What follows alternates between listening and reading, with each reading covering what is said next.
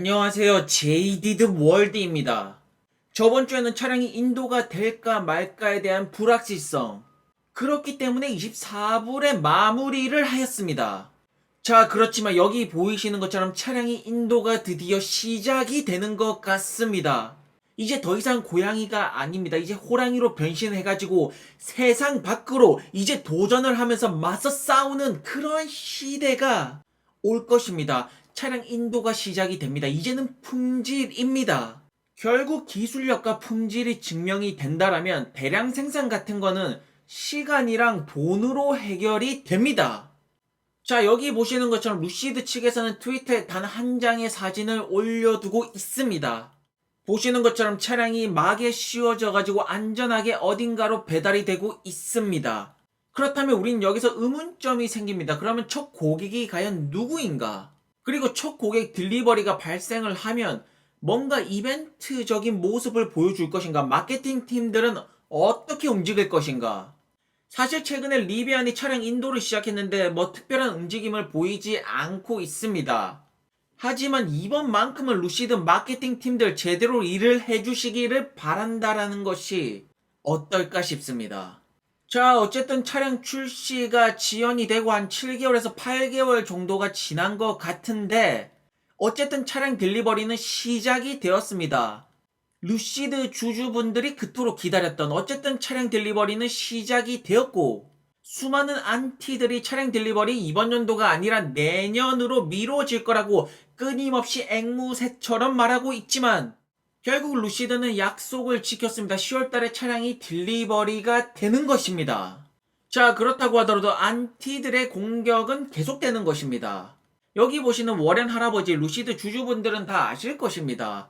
맨날 루시드 욕하면서 루시드 모든 것이 가짜고 사기고 주행거리 그것도 거짓말한 거고 차량도 다 사기다라고 맨날 말하시는 분인데 아마 저 할아버지 이제 차량 딜리버리 사진에 막 같은 것이 이제 씌워져 있으니까 그거 어떤 거 커버 치는 거 숨기는 거 아니냐 이거 지금 딜리버리도 페이크 거짓말이다라고 말할 그럴 분입니다. 자, 그렇지만 여러분들도 명심하시기 바랍니다. 이런 안티들이 없으면 성장주가 아닙니다. 더 이상 이런 안티들이 없게 된다라면 그것은 이제부터 우량주가 된다라는 것이고 성장에 이제는 성장보다는 안전적인 그런 측면으로 간다라는 것이고 이런 할배들이 끊임없이 사기라고 말할수록 루시드의 기술력과 품질은 더욱더 빛나게 될 거라고 저는 생각을 해보겠습니다. 자, 어쨌든 이제부터 루시드의 반격이 시작되는 것입니다. 테슬라에서 나와서 와신 상담을 하였던 피터 형이 결국에는 테슬라 모델 S 업그레이드 버전인 루시드 에어 드림 에디션을 내놓게 되었습니다. 항상 피터 형은 말씀하십니다. 베스트 카 인 더 월드라고 세계 최고의 차량을 만들겠다라고. 자, 그러면 이제 많은 이제 루시드 안티분들이 2억짜리 차 그거 비싸가지고 얼마나 사겠어라고 말합니다. 물론 맞습니다. 2억짜리 차 얼마나 팔리겠습니까?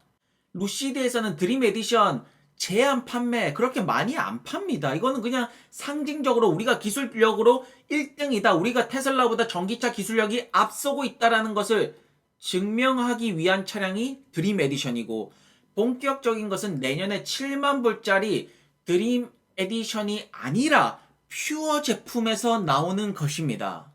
자, 현재 피터 형 같은 경우에는 유럽을 지금 순방하고 있습니다. 유럽에서 뭔가 파트너십, 다양한 일정들이 잡혀 있는데 루시드의 이 파워트레인 배터리 기술력 놔둬서 뭐합니까? 이렇게 파트너십으로 점점 루시드의 세력을 확장시키고 있는 피터 형이 아니겠습니까?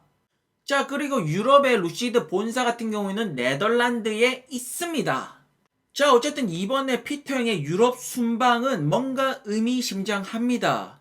이제부터 본격적으로 배터리 파워트레인 공급이 시작되는 것일까요? 자, 보시는 것처럼 다음 주에 루시드와 파가니가 미팅이 잡혀 있습니다. 파가니 같은 경우는 슈퍼카 회사입니다.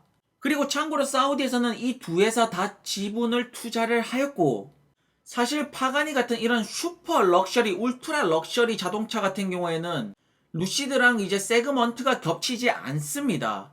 루시드를 잘못 아시는 분들은 루시드가 엄청나게 뭐 울트라 럭셔리 엄청 비싼 차만 만드는 줄 아시는데 다시 한 번 더 말씀을 드리지만 드림 에디션 2억짜리 차는 이거는 기술력을 증명하기 위한 상징적인 것이고 루시드는 벤츠처럼 대중적인 럭셔리를 꿈꿉니다. 그렇기 때문에 이렇게 슈퍼카 만든 회사들한테 충분히 루시드의 파워트레인을 공급하면서 파트너십을 맺을 수가 있다라는 점. 결국 여기서 우리가 예상치 못했던 새로운 매출이 발생할 수 있다라는 점. 루시드 로켓 드디어 슬슬 엔진에 불을 가열하면서 슬슬 엔진을 달구기 시작하는 것이 아닐까 싶다라고 말씀을 드려보겠습니다. 자, 어쨌든 여러분들 사우디의 움직임이 심상치가 않습니다. 수소 경제를 꿈꾸면서 전기차 시대를 꿈꾸면서 결국 모든 것을 에너지 시대로 바꾸겠다. 전 세계 석유 국가 넘버원이 사우디가 에너지 시대를 꿈꾸는, 결국 사우디는 쇼미더머니 전쟁을 시작하겠다라는 것입니다. 사우디가 에너지 시대 패권을 가져가려면 수많은 경쟁 업체들 돈으로 다 발라버릴 준비가 빈쌀만 형은 되어 있다라고 저는 말씀을 드리고 싶습니다. 자, 어쨌든 모두들 아시겠지만 루시드의 최대 주주는 사우디입니다. 즉 그 말이 무엇이냐면 세계 최고의 부자가 루시드의 주인이라는 것입니다. 루시드 같은 경우에는 단순 전기차가 회사가 아니라 사우디 국가 정책에 들어가 있는 전기차 배터리 에너지, 결국 루시드의 이 에너지 기술력은 미래 도시에 들어가는, 결국 미래 도시라는 것이 무엇입니까? 재생 가능 에너지로 돌아가는 그런 도시를 말하는 것이고, 결국 먼 훗날 미래에는 루시드는 에너지 기업이 될 거라고 저는 믿어 의심치 않다라고 저는 말씀을 드리겠습니다. 자, 이제 차량의 인도가 시작이 될 것입니다. 여러분들은 품질이 중요하다고 생각하십니까? 아니면 양이 중요하다라고 생각하십니까? 과연 무엇이 중요하다라고 여러분들은 끊임없이 생각을 하십니까? 저는 이렇게 생각을 해보겠습니다. 기술력과 품질이 가장 중요하다. 어차피 생산량이라는 것은 동가 시간이 해결해 주는 부분이고, 자, 그리고 이 기술력 품질에 대해서 잘 이해를 못 하시는 분들은 루시드 주행거리 500마일 넘는 거 그거 왜 필요한가? 500마일 그렇게 필요가 없다. 테슬라의 일론 머스크도 플레드 플러스 취소하면서 주행거리 그렇게 많이 필요 없어 라고 말했지 않습니까? 정말로 어리석습니다. 이 주행거리 500마일, 600마일 이런 거 뭐 경주하면서 우리가 더 많이 만들었다. 이것이 핵심 포인트가 아닙니다. 어떻게 500마일 주행거리를 만들었냐? 이 기술력, 결국 이 기술력, 이것을 볼 줄 아시는 분들이 성장주 투자에 알맞는 great investor가 아닐 거라고 저는 오늘도 한번 되짚어 보겠습니다. 자, 그리고 루시드의 또 다른 숨겨진 필살기, 비기 중에 하나, 홈차징 스테이션. 원래 좋은 것들은 숨겼다가 한 번에 터트리는 것이 맞지 않겠습니까?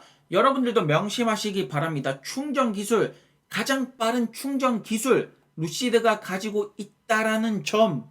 결국 전기차 시대가 오고 충전소가 많아지면 퍼블릭 스테이션 충전소가 아닙니다, 여러분들. 홈 차징 스테이션입니다. 이것을 보실 줄 아셔야 됩니다. 자, 어쨌든 루시드 출시가 다가오면서 루시드의 충전소는 이렇게 불이 나오고 있습니다. 이것이 무슨 말이냐? 루시드는 충전할 준비가 되어 있다. 루시드 차량이 오면 충전시켜줄 그러한 준비가 되어 있다라는 그런 의미가 아니겠습니까? 자, 어쨌든 여러분들 전기차 전쟁의 서막은 이제 시작이 되었습니다.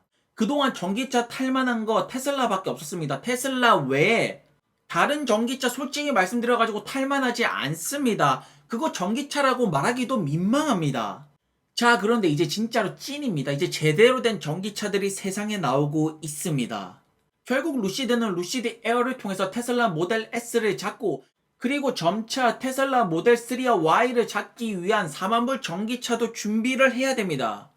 또한 테슬라의 기가 팩토리처럼 생산량도 뒷받침돼야 되기 때문에 결국 중국 공장이 되었던 중동 공장이 되었던 이런 것도 약간 스피드감 있게 조금 더 확실하게 보여줘야 됩니다.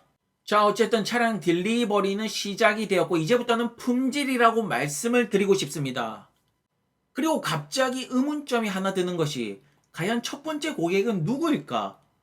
마케팅 팀이 제대로 일을 하는 것이 맞다라면 첫 번째 고객은 뭔가 스페셜한 사람이면 좋겠다라는 생각이 마구마구 들기 시작하고 있습니다.